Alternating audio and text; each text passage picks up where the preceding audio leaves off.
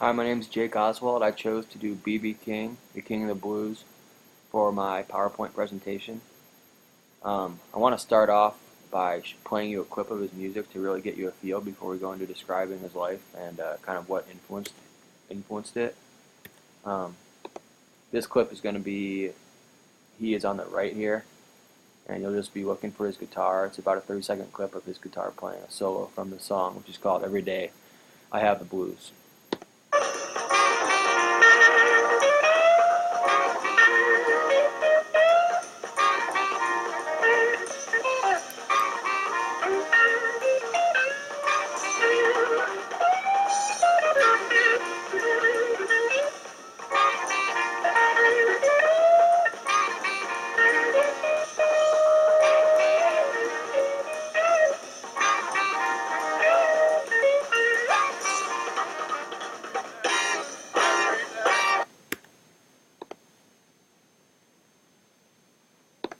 So there you got to see B.B. King, some of his fast finger movements that he's was come to known for.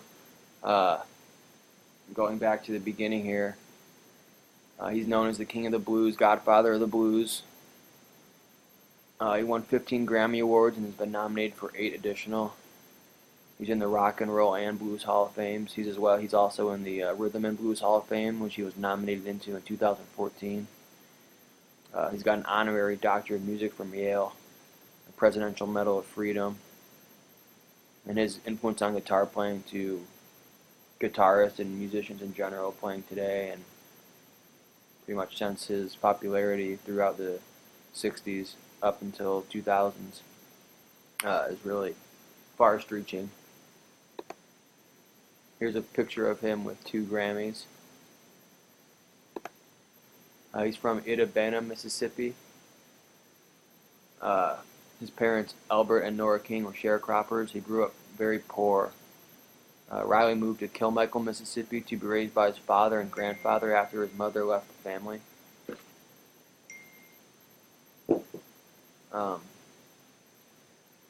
His mother left the family because she left with another man, which you'll see later in some of his songs comes to be a bit of a theme in some of his songs. Here's a picture of B.B. King at a young age when he started working and got small gigs at radio stations throughout the South. He went to West Memphis, Arkansas, where he would perform on the Sonny Boy Williamson radio program. It was on this program where he found his first audience. It grew into Riley getting his own gig at the 16th Avenue Grill in West Memphis and a 10-minute radio spot on WDIA. It was here where Riley was first called by the stage name Beale Street Blues Boy. This was later changed to Blues Boy, then again to BB, and what he is by today, B.B. King.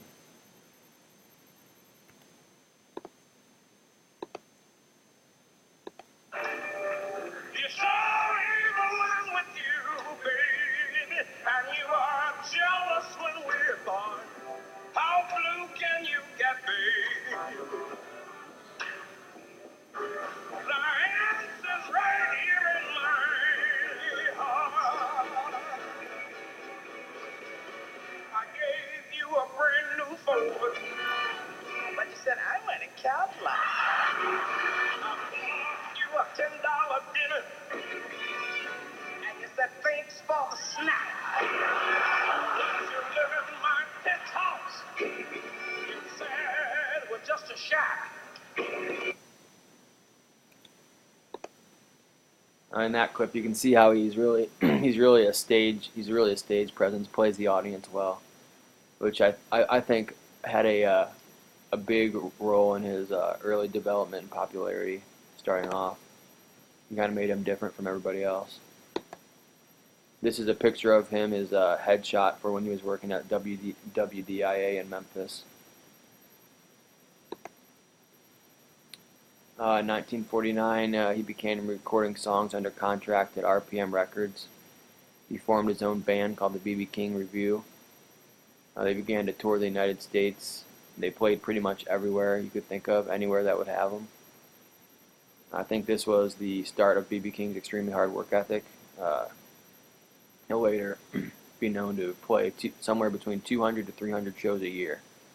So he's extremely busy, extremely hardworking, always moving. Here's a nice shot of him at an early age. The big old guitar. 1941, a radio show in Arkansas called King Biscuit Time. He played Mississippi Delta Blues, which is kind of the music that B.B. King grew up listening to and really inspired him to kind of absorb that music style and build on top of it. In 1942, Riley left Kilmichael, Mississippi and moved to Inverness, Mississippi. He worked as a tractor driver, but he played guitar with the St. John's Quartet in churches and on the radio. In 1946, Riley lived with a musician named Buka White. Buka White's a really a master of slide guitar, and I have a video here for you to see, and you can kind of see in this video where B.B. King kind of gets his fast finger movements.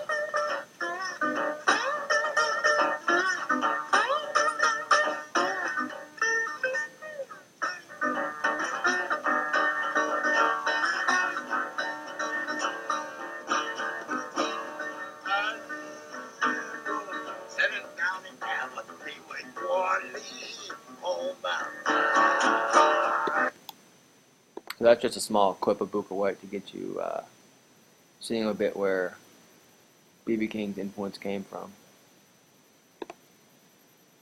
His Mississippi Delta Blues, church music, choir, and a lot of influence from folks like Buka White and the Southern guitar players. Lucille, this is a big deal with B.B. King, at least to his fans. It's kind of a bit of an inside thing, you could say. During a show on tour in Twist, Arkansas, a fight broke out that caused a fire in the venue. B.B. King evacuated with the crowd, but he ran back in for his guitar. And I guess the story goes that the two men who started the fight, and therefore the fire, were fighting over a woman named Lucille. So B.B. King started naming his guitar Lucille, as a reminder never to fight over women or run into a burning building for his guitar. And here's two images of him. The image on the left is him during the Live at Regal show in Chicago in 1964, which later you'll see he regards as one of his best shows ever. Here's another clip from the same show with Lucille. The 3 O'Clock Blues, B.B. King's really this is kind of like what set him off, got him real popular, his first #1 hit. Changed his weekly pay from $85 a week to $2,500 a week. In 1956, he played 342 concerts, recorded 2 albums, and founded his own record label, Blues Boy Kingdom. That's a little snip into how hard of a worker he was to get here. I'll show you a clip of 3 O'Clock Blues here. Now, this is a later recording. This was not around the time when he came out with it.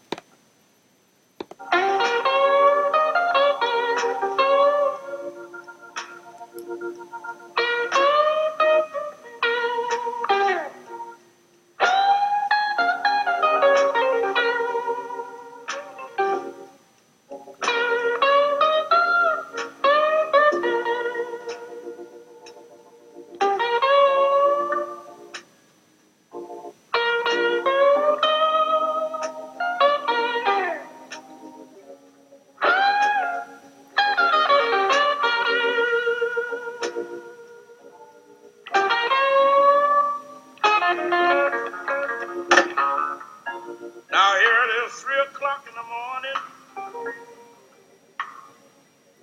and I can't even close my eyes.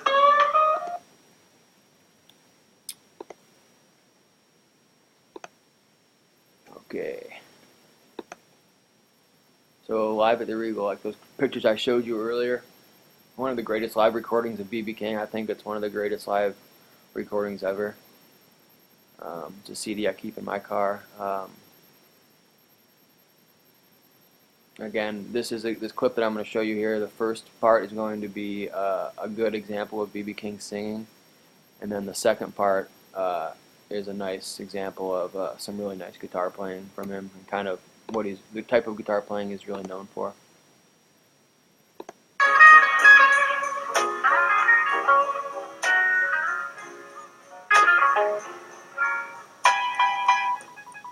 I got a sweet little angel.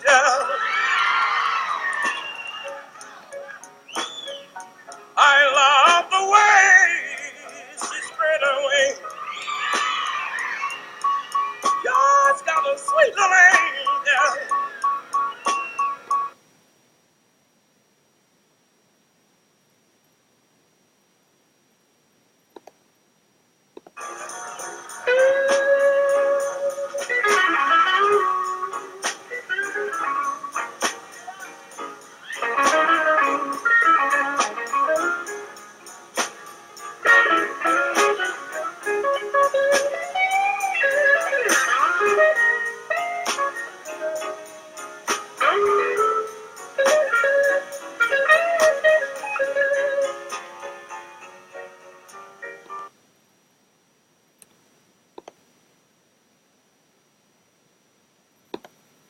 So there you got a good example of both.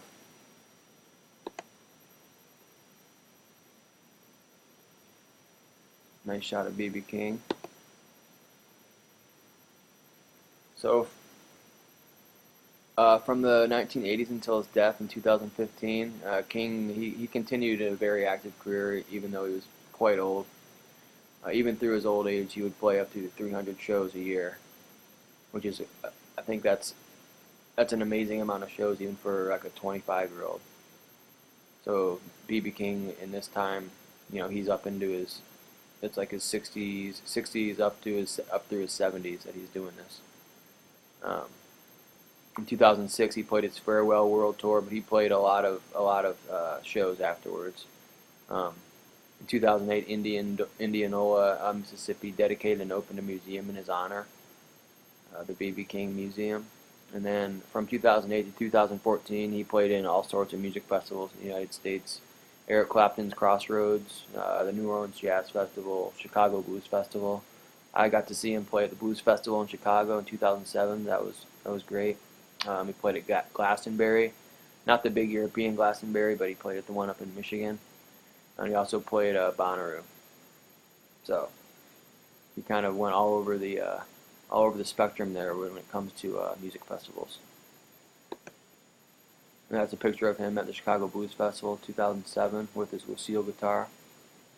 You can see when he's getting old here, he sits down in a chair when he plays now. Still sounds just as good. He passed on May 14th, 2015 to dementia, suffered because of a series of strokes he had previously in his life. He died in Las Vegas. His body was flown to Memphis, and the procession went down Beale Street, which totally shut down the city, and it was like a great celebration. And I've got a video of that I'll show here. And there you've got my references listed here. And I'll end it on this video.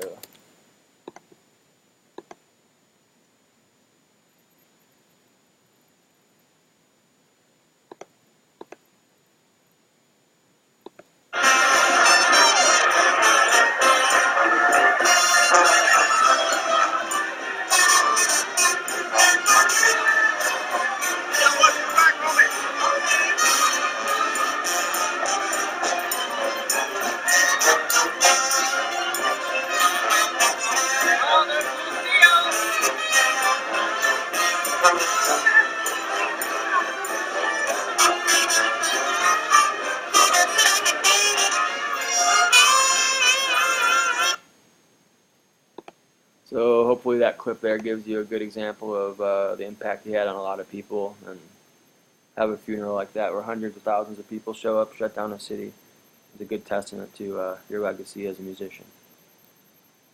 Thanks.